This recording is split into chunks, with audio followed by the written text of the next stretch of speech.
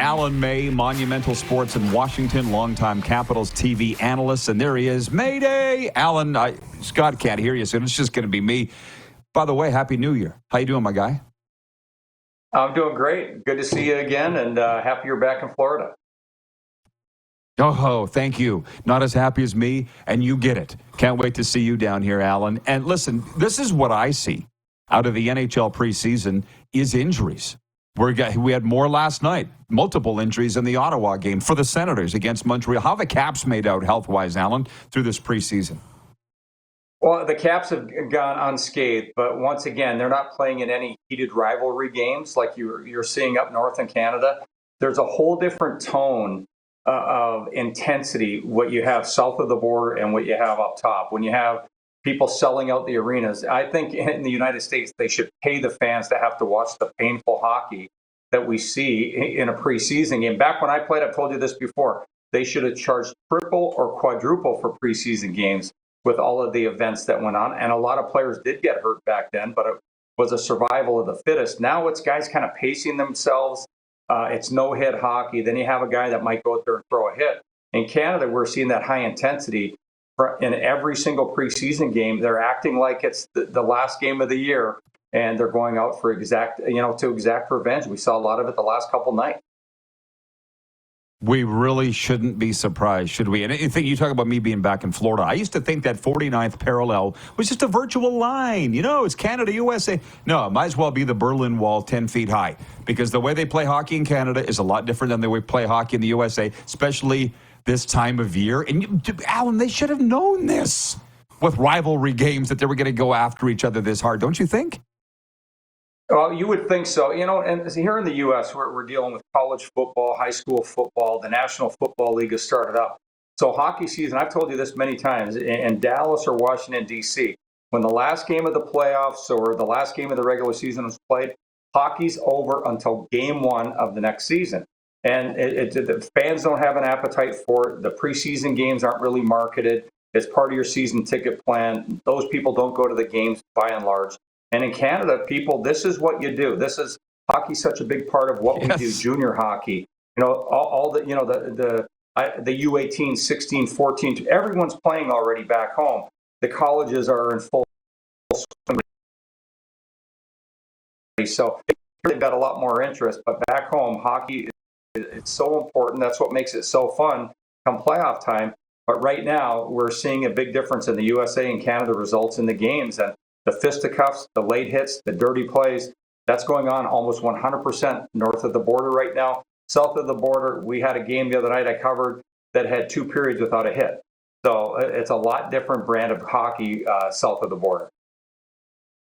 Well, you would just get a kick because you've been living down here for so long, like 40 years almost, Alan, and it's just all my friends here are giving me their tickets for the Panthers games, preseason games. I'm like, you don't want to go? The exhibit? They just don't go. You're right, exactly. I mean, what are you talking about? You're not following what's going on. But anyways, we have questions from the crowd. Bomber Boy wants to know if Pierre-Luc Dubois is going to center Ovi this year and help him break Gretzky's record. What's that looking like in camp? Well, they'll go back and forth with he and Dylan Strome, and it's not going to be 100%. But one of the things they're toying with in D.C., and he's looked really good right now, Pierre-Luc Dubois, with Tom Wilson. Both guys are 6'3", 6'4", whatever you believe, and their heights are both about 230 pounds of muscle. And then they're thinking about doing this. It's either Connor McMichael or Alexei Protas. Alexei Protas is 6'6", almost 240 pounds. That would be an incredibly formidable line, what they could do on the boards. All three of those guys can skate. Connor McMichael can skate, but if you go with the size line, I wouldn't be surprised to see the first 10 to 20 games, Wilson and Dubois paired together, and then Andre Mangiapane playing right wing or left wing with Ovechkin and Strome, and Ovi and Mangiapane would probably flip-flop over the course of the season, depending on what the matchups are. What are the other, that's a big development or a big story in camp, obviously, who Alex Ovechkin is playing with. What are the other stories here in the preseason for you guys? Well, the big thing is Cap's fourth line looks like it's going to be really good once again. And I always say when you talk about the fourth line too much, you don't have that good of a team. But this fourth line, Brandon Duhaime has fit in incredibly well with Nick Dowd. Everyone fits in with Nick Dowd. He's been such an energy player, dependable on penalty kills, checking roles. And you add him with Duhaime, and then Taylor Radish is going to be a reclamation project. He scored 20 goals 2 years ago. And last year in Chicago, basically everyone had a bad season minus Connor Bedard. And, they were tailoring all the ice to him. They were giving him the power play time. Taylor Radish is coming here. He looks incredible. So that fourth line of the Capitals, they're all almost 6'3". I think Radish is a legit 6'3". Duhaime about 6'2.5". Nick Dowd on a good day, 6'2". And they're all high energy players. They've been outstanding during the preseason, but most fourth lines are outstanding in preseason if it's your NHL regular season fourth. And then the other thing that's looked incredibly good to the Capitals is that you've got Jacob Chychrun and John Carlson look like they've played together for 20 years. They're going to give them a legit chance. They're not going to just give them a couple games and break them up. They're going to let them go 20, 30, 40 games before they decide, do we split these guys up or do we let them munch all the minutes and take all the key ice time?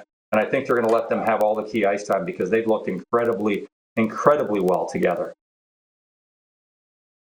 South Florida's team, the Washington Capitals. You must have looked at the lineup and saw Jacob Chychrun, Boca Raton, Florida. Brandon Duhaime, Coral Springs, Florida. It's happening, baby. It's happening. Speaking of, you going to be making some road trips, Alan, this year with the Caps or what? You know what? Last year I told them I really didn't want to travel, but that may change. I'll probably come down to the South Florida games because I'm here right now in Tampa with the business that I'm a partner in. And, I'm trying to get as many NHL teams in to see our facilities and use our, what we're doing in life prevention and, preventative health. So selfishly, I will come for some of those trips to South Florida, but they built me a brand new $30 million studio. It's absolutely incredible, state of the art. My host is one of the best in the National Hockey League, if not the best. And when you look at what regional networks are doing. So, I love working. I love covering this team. I'm happy that they went out and built a way better roster. I wasn't sure where we were going when the season ended, but I thought they did the most in free agency and in the trade market leading up to July 1st. They did an excellent job of restocking the shelves and giving the team legitimate players, adding another excellent goaltender to go with Charlie Lindgren. So I'm excited to cover this team, whether I'm with them on the road or I'm at home in the studio.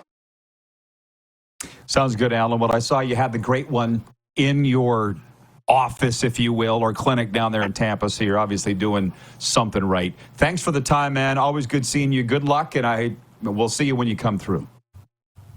Yeah, we'll see you soon. Thanks, Rod.